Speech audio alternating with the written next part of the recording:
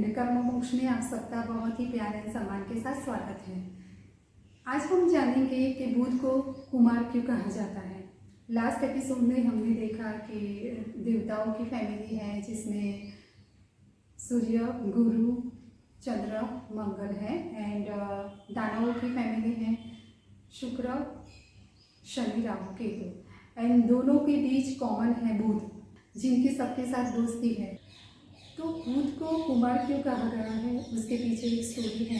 तो आइए शुरू करते हैं, जानते हैं स्टोरी। बृहस्पति जुपिटर प्लैनेट, गुरु ग्रह, और गुरु का काम है शिक्षा देना, ज्ञान बांटना, और वो अपनी पत्नी के साथ शिक्षा दे रहे थे देवताओं को। सारे देवता प्रसन्न थे वहाँ पे एंड उसमें चंद्रदेव भी थे। चंद्रदेव ने गुरु पत्नी को देखा और गुरु पत्नी ने चंद्रदेव को देखा। दोनों में अट्रैक्शन हुआ। गुरु पत्नी एंड चंद्रदेव के रिलेशन से बुध का जन्म हुआ।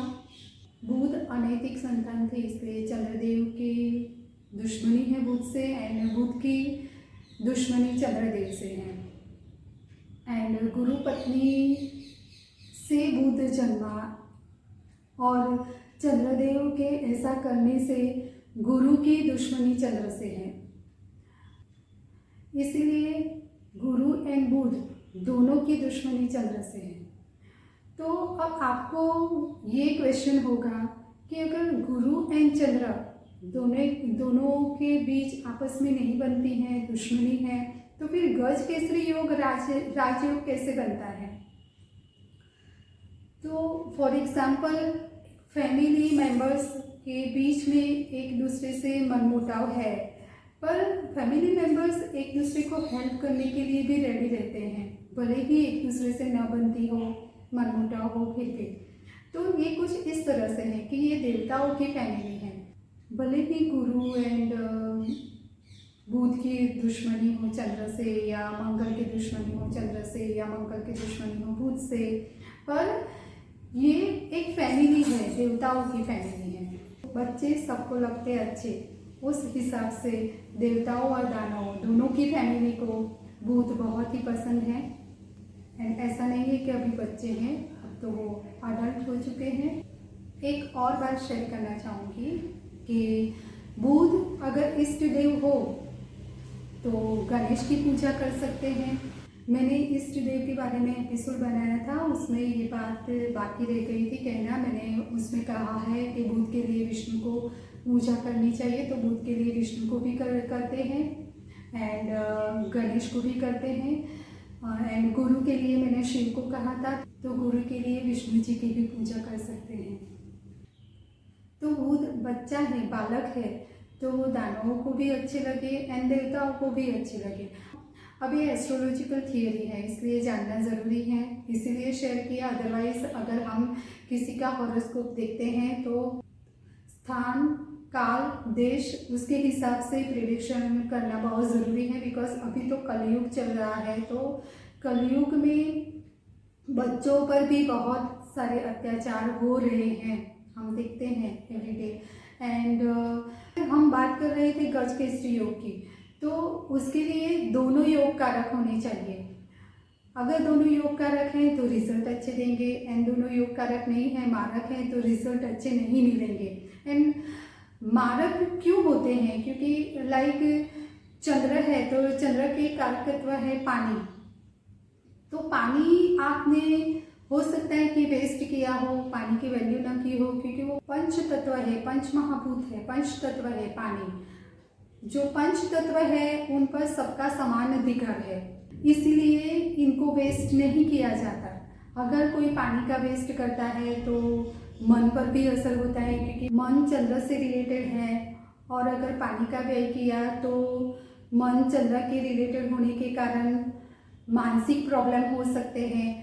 और ऐसी स्थिति में अगर गज केसरी योग चंद्र के साथ बन रहा हो एंड चंद्र इसी कारण नेगेटिव हो कुंडली में, तो आपको रिजल्ट कैसे अच्छे देंगे।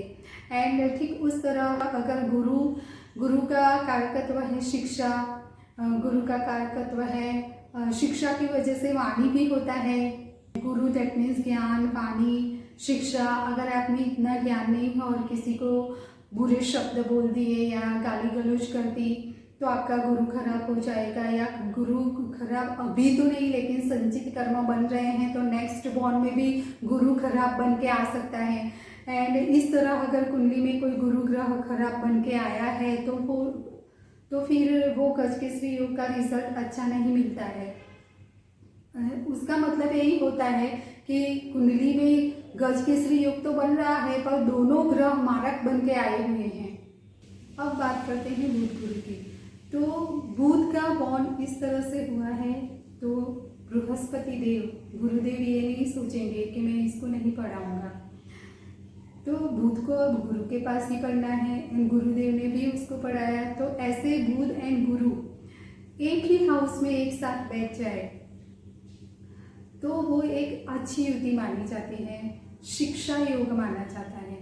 ऐसे लोग बहुत अच्छे टीचर बनते हैं, प्रोफेसर होते हैं, कवि होते हैं, लेखक होते हैं, स्क्रिप्ट राइटर होते हैं। दोनों योग कारक ग्रह होने चाहिए, बुध एंड गुरु। नेक्स्ट चंद्रबुध युति। चंद्रबुध युति एक ही हाउस में अगर हो तो वो अच्छी नहीं मानी जाती है, because Chandra and Budh represent करते हैं गंदे सेक्स को। बिकॉज आप समझ सकते हैं कि बुध का जन्म किस तरह से हुआ। तो इसीलिए अगर योग कारक दोनों ग्रह नहीं है, एंड आज आपने ये बात जानी, इसका मतलब ये नहीं है कि किसी का भी आप हॉरोस्कोप देखें और उसमें देखें कि चंद्र एंड बुध की युति है तो आप उसके बारे में सस्पेक्ट करने लगे। आपको ऐसा नहीं करना है, बिकॉज कुंडली में बहुत सारी चीज़ें देखनी होती है। सिर्फ चंद्र बुध देखकर आप ऐसा प्रिडिक्ट नहीं कर सकते हो, इससे किसी की ज़िंदगी बर्बाद हो सकती है। तो आपको बाकी की चीज़ों पर भी विचार करना है। ऐसी परिस्थितियां तब खड़ी होती हैं जब गुरु के साथ राहु हो, चंद्र के साथ राहु हो, बुध के साथ भी राहु हो।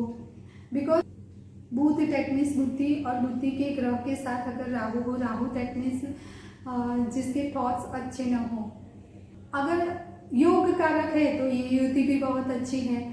चंद्र के साथ राहु, राहु अगेन अच्छे विचार नहीं, एंड चंद्र टेक्निस मन में अच्छे विचारों का न होना। अगेन दोनों योग कारक हैं तो अच्छे रिजल्ट देंगे, कुछ भी ऐसा नेगेटिव नहीं होगा। गुरु एंड राहु, गुरु टेक्निस शिक्षा, ज्ञान और शिक्षा, संस्कार ये ना हो, एंड राहु गलत सोच, गलत विचार, तब भी ये जो चंद्र एंड गुरु पत्नी के बीच में जो हुआ ऐसे योग बन सकते हैं। बट यहाँ फिर से गुरु एंड राहु योग कारक होने चाहिए। योग कारक ग्रह कभी भी चंद्र बुध जैसी कलंकित चीज़ें जिंदगी में नहीं होने देते हैं। अगेन किसी के बारे में कुछ भी प्रेडिक्ट करने से पहले बाकी चीज़ों को भी देख लीजिएगा। आज के लिए बस इतना ही। कर्म मोक्ष को लाइक करें, शेयर करें, सब्सक्राइब करें। Thank you so much.